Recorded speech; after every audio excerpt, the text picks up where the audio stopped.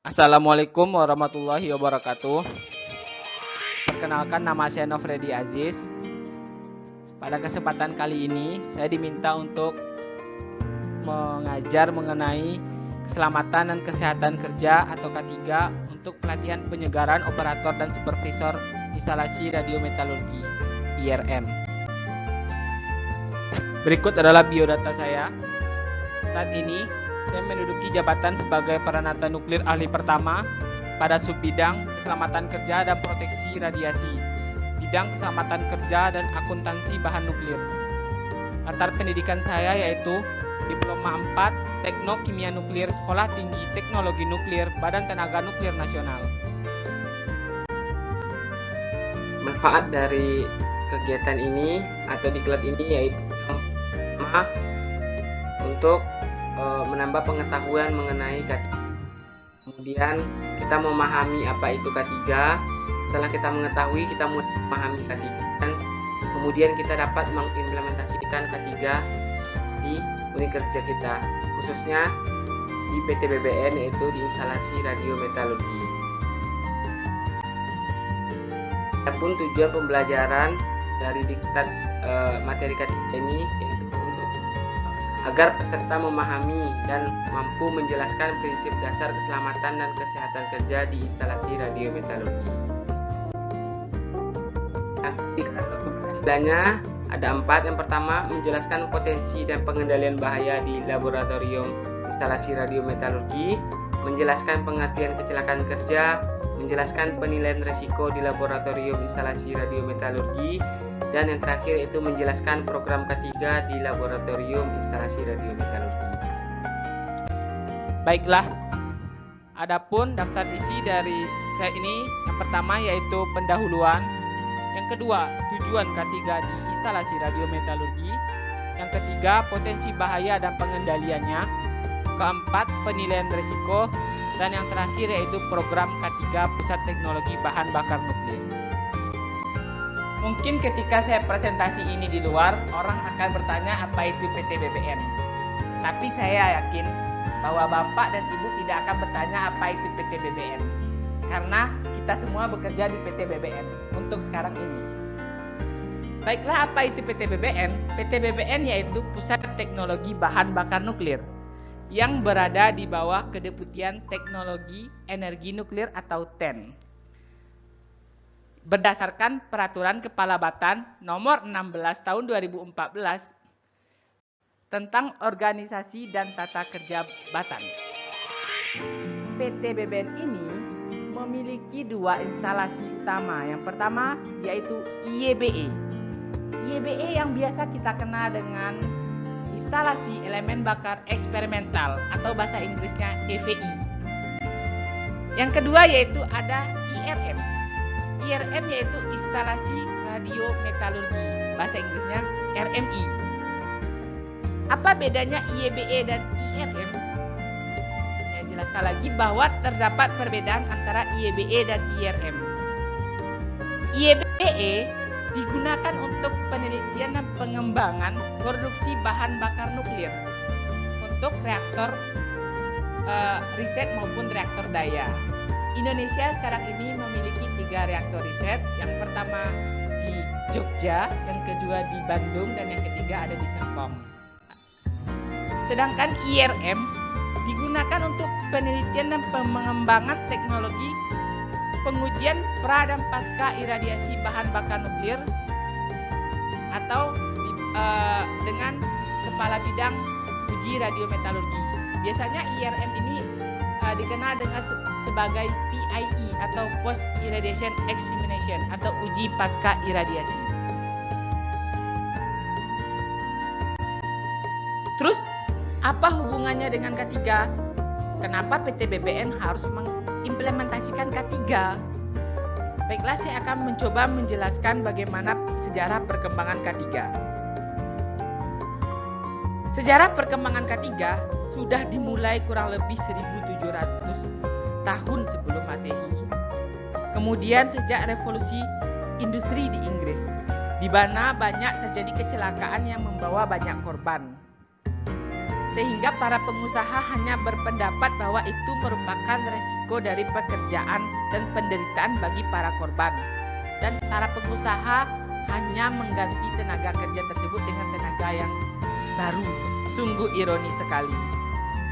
Akhirnya para pekerja mendesak para pengusaha untuk mengambil langkah-langkah positif untuk menanggulangi masalah tersebut, yaitu di mana dengan cara memberikan perawatan kepada para korban, di mana motifnya berdasarkan pri kemanusiaan.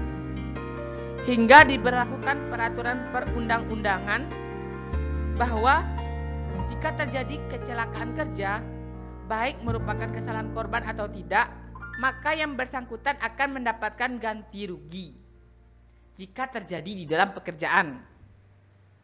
Dalam perkembangannya, para ahli ketiga, yaitu Hendricks, mengembangkan bahwa faktor penyebab kecelakaan kerja bukan hanya berdasarkan unsafe act dan unsafe condition saja, tapi sudah mengarah pada ketidakmampuan manajemen atau lack of control management, bahkan pada ketimpangan sistem atau lack of system. Tadi kita sudah membicarakan apa itu kecelakaan kerja. Tapi apa itu definisi kecelakaan kerja? Dan apa itu penyakit akibat kerja? Ternyata kecelakaan kerja adalah kejadian yang tidak direncanakan maupun yang tidak diinginkan yang berakibat cedera pada manusia, kerusakan barang, maupun terjadinya pencemaran lingkungan. Sedangkan penyakit akibat kerja yaitu penyakit yang timbul ketika melakukan pekerjaan. Dari kecelakaan dan kerja dan penyakit akibat kerja akhirnya diberlakukanlah K3 tadi. Jadi apa itu K3? Apa itu K3? K3 merupakan upaya perlindungan kepada tenaga kerja agar selalu dalam keadaan selamat dan sehat selama melakukan pekerjaan di tempat kerja, serta bagi orang lain yang memasuki tempat kerja maupun sumber dan proses produksi dapat digunakan secara aman dan efisien dalam pemakaiannya. Jadi kita sudah mengetahui bagaimana sejarah K3 dan kenapa K3 harus diimplementasikan di PT BBM, khususnya IRM nih ya. Ternyata agar pengoperasian IRM dapat berjalan dengan aman dan selamat pada proses kerja, personil maupun lingkungan kerja serta sekitar instalasi. Ada instalasi PRSG, ada juga instalasi reaktor yaitu PRSG, kemudian ada INUGI, ada pusat-pusat yang lainnya yaitu seperti Pusat Teknologi Radioisotop dan Radiofarmaka, ada juga PTLR dan pusat-pusat lainnya. Sehingga PT BBN harus menetapkan kebijakan keselamatan di instalasi radiometalurgi. Kemudian apa itu faktor penyebab kecelakaan kerja? Kenapa bisa terjadi penyebab kecelakaan kerja? Ternyata ada 3 faktor. Yang pertama adanya tenaga kerja, ada bahan, dan ada alat ketika melakukan proses. Hubungan antara tenaga kerja dan bahan itu terdapat pada kesehatan, sedangkan tenaga kerja dan alat itu ada pada keselamatan. Sedangkan alat dan bahan berhubungan terhadap lingkungan, sesuai pada diktat ahli K3 umum. Yaitu dapat digambarkan berdasarkannya penyebab kecelakaan kerja seperti ini. Ini juga bisa kita bayangkan seperti terjadinya kebakaran, yaitu ada api, ada bahan bakar dan adanya oksigen dan adanya suhu. Maaf salah. Lanjut, apa itu akibat kecelakaan kerja? Selama ini kita hanya tahu akibat kecelakaan kerja itu hanya pada pengobatan dan perawatan saja, terus gaji, terus adanya biaya asuransi. Ternyata itu hanya 10%, sedangkan 90%-nya ada banyak. Itu seperti fenomena gunung es. Jadi yang hanya kelihatan itu hanya 10%, sedangkan 90% itu tidak kelihatan. Padahal itu sebenarnya lebih besar, yaitu seperti kerusakan peralatan, kerusakan produk dan material, biaya legal, sewa peralatan, waktu, gaji yang terus dibayar untuk waktu yang hilang, upah lembur, ekstra waktu. Ini gambar dari diktat ahli K3. Kemudian, apa bedanya keselamatan dan kesehatan? Kan kita tahu tadi K3 itu keselamatan dan kesehatan kerja.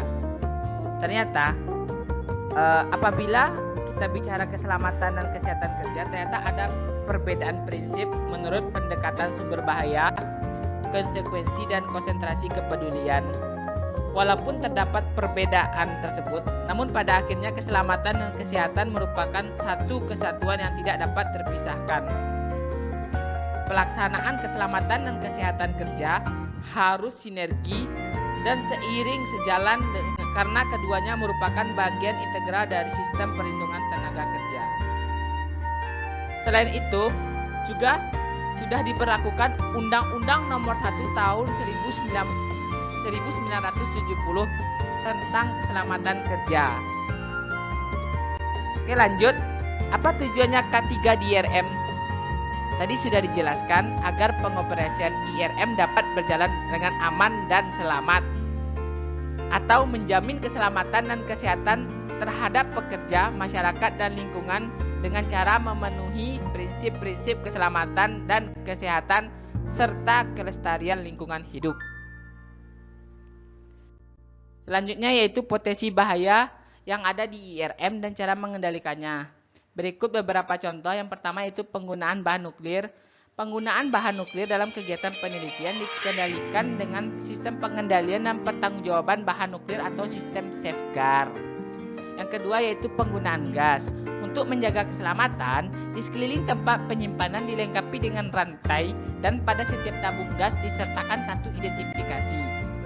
Sesuai dengan Permenaker Nomor 37 Tahun 2016 tentang bejana tekan dan tangki timbun, tentang keselamatan kerja, bejana tekan, dan tangki timbun.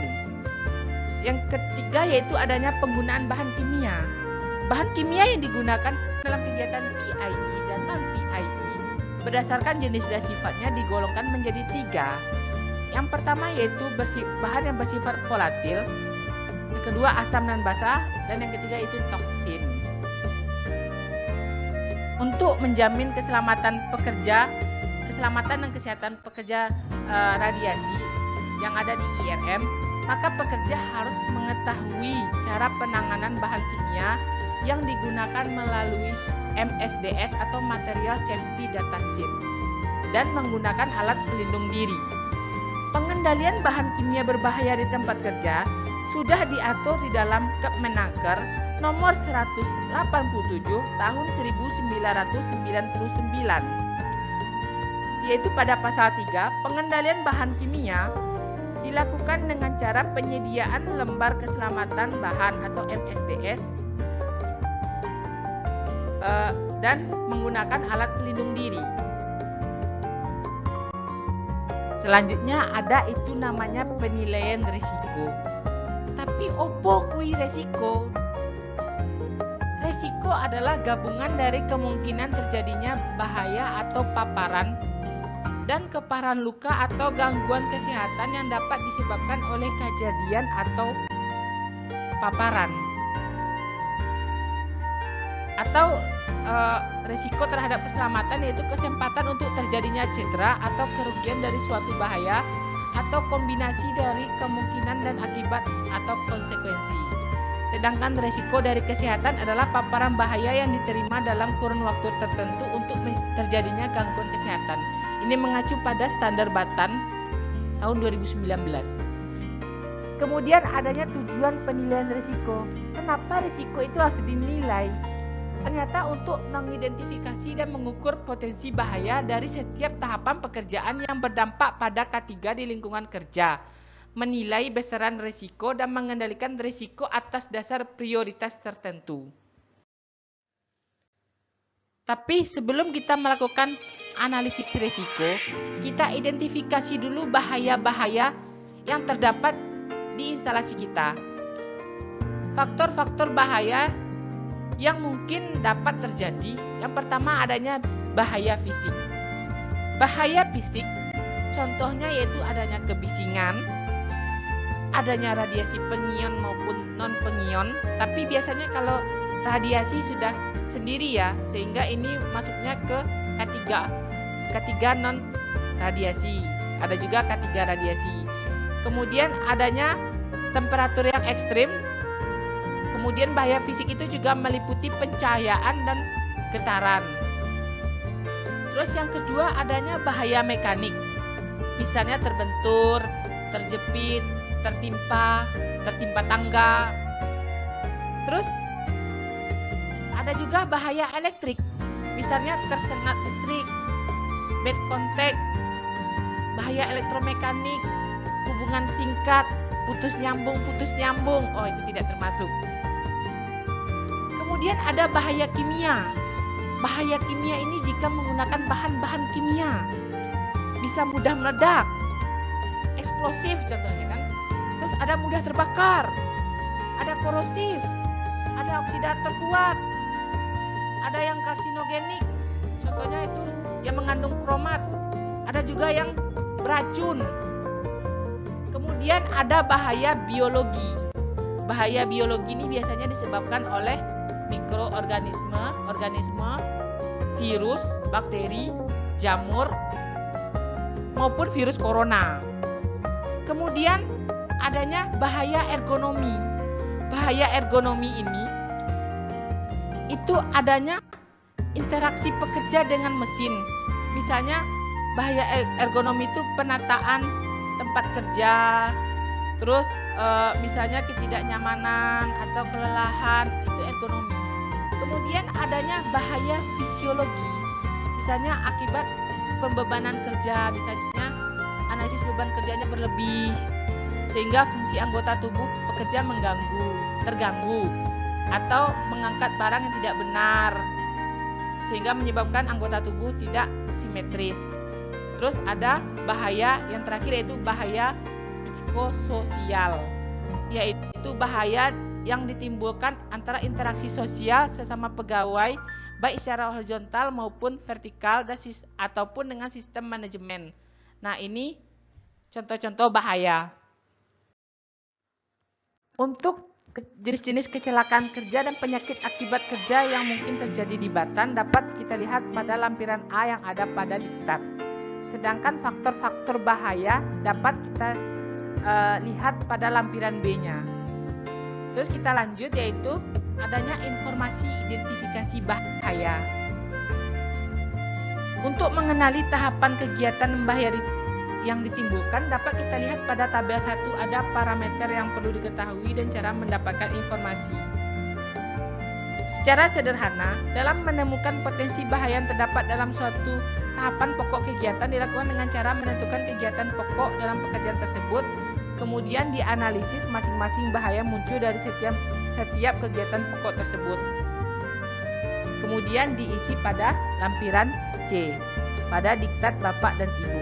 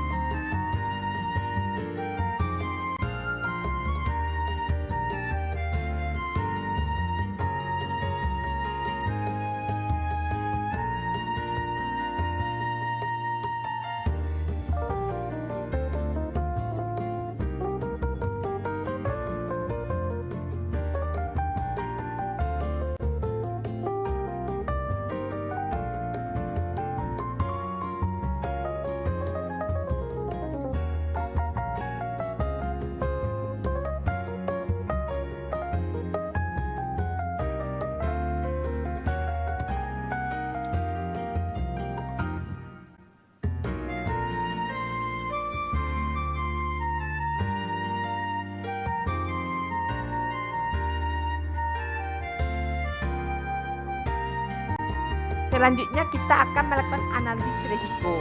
Analisis risiko atau R sama dengan P dikali K dalam kurung tertinggi. Apa itu P? Apa itu K? P adalah peluang. Peluang adalah nilai atau skala kemungkinan terjadinya suatu kecelakaan atau kerugian ketika terpapar dengan suatu bahaya di tempat kerja. Peluang dapat terjadi karena jatuh melewati jalan licin, terinfeksi virus, bakteri, atau terpapar zat radioaktif, tersengat listrik, dan lain-lain. Pengukuran peluang dilakukan dengan melihat jenis kegiatan. Ada kegiatan rutin dan ada kegiatan non-rutin. Kegiatan rutin adalah kegiatan yang berulang setiap waktu. Sedangkan kegiatan non-rutin adalah kegiatan yang tidak berulang dalam kurun waktu tertentu dengan hasil kegiatan yang tidak sama. Nilai skala peluang terjadinya risiko dapat dilihat pada tabel 1. Misalnya ada dari skala 1 sampai 5.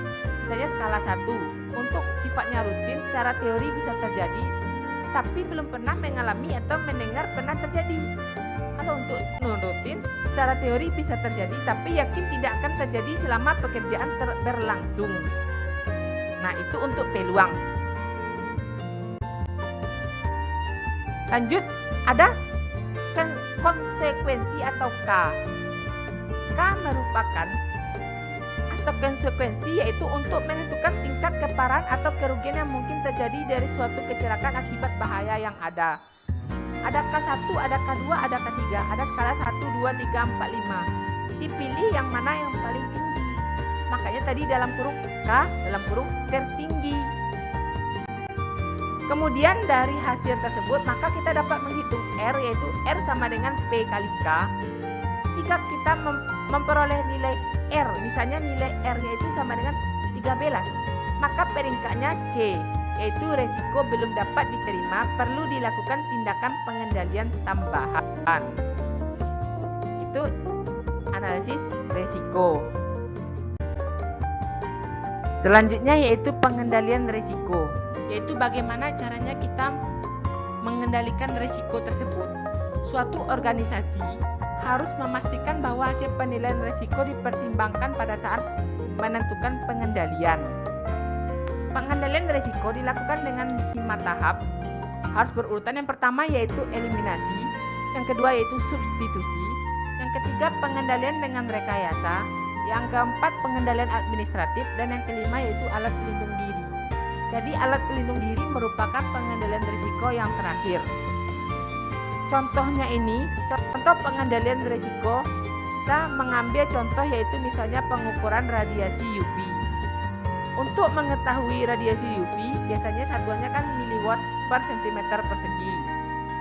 Nah, misalnya jika diperoleh hasil pengukuran yang lebih besar daripada baku mutu, maka dilakukan dengan cara, kan tidak ada eliminasi maupun substitusi, maka dilakukan metode rekayasa atau pengendalian dengan rekayasa, yaitu menggunakan shielding atau jarak.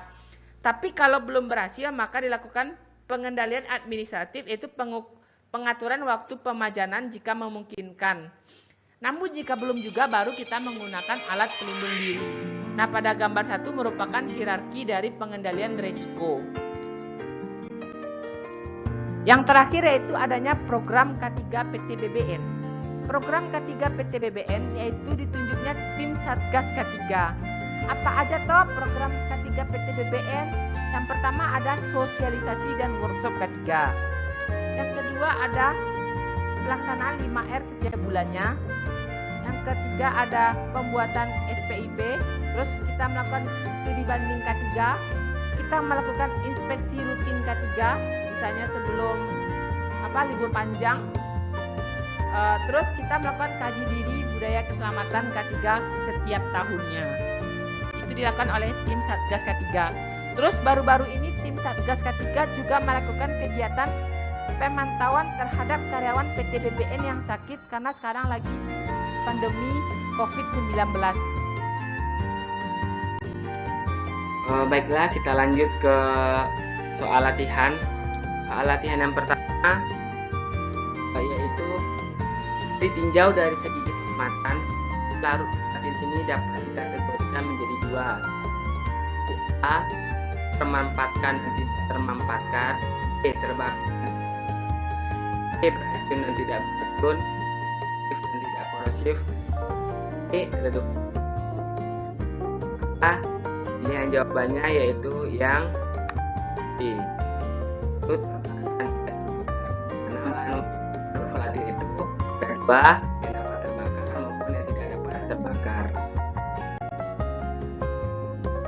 Nah, soal yang kedua yaitu pengidentifikasian dan pengukuran setiap potensi bahaya dari setiap tahapan pekerjaan yang berdampak pada K3 di lingkungan kerja, menilai besaran risiko dan mengendalikan risiko atas dasar prioritas tertentu merupakan yaitu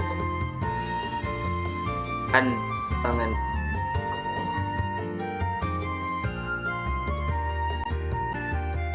Ketiga, kita lihat saja risiko adalah peluang dibagi konsekuensi, peluang dikali konsekuensi, atau peluang dikali konsekuensi 1, 2, 3, atau 1 per peluang ditambah 1 per konsekuensi, atau peluang dikali konsekuensi dibagi peluang. Jawabannya yaitu yang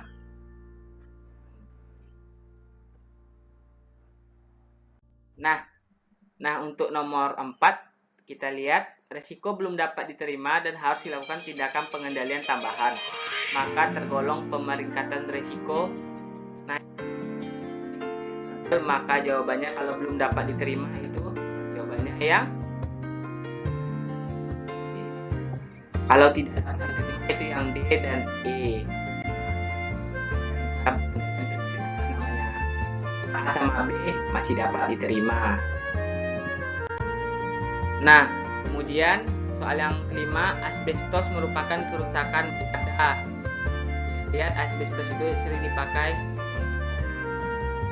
pemakaian atap ya, atau di pabrik-pabrik itu menggunakan asbes.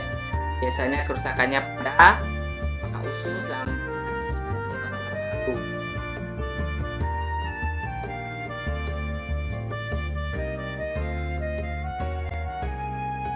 Dapat sekarang melihat rangkuman dari keseluruhan materi ini. Yang pertama itu tujuan pengendalian risiko untuk mengidentifikasi, mengukur potensi bahaya,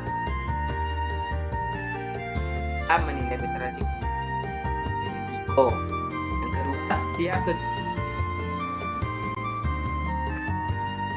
potensi bahaya dan setiap personil harus mengetahui cara pengendalian. Ya, kita nggak tahu cara pengendalian ataupun sistem sertifikat. Kemudian tujuan yang ketiga yaitu analisa risiko R sama dengan P dikali K. K-nya dari yang tertinggi, P merupakan risiko. Dan yang terakhir itu program 3 bahan masukan untuk kaji ulang manajemen K3. Nah, oke. Sekian presentasi dari saya. Jika ada pertanyaan dapat ditulis pada forum diskusi untuk kita diskusikan bersama. Saya tutup. Assalamualaikum warahmatullahi wabarakatuh.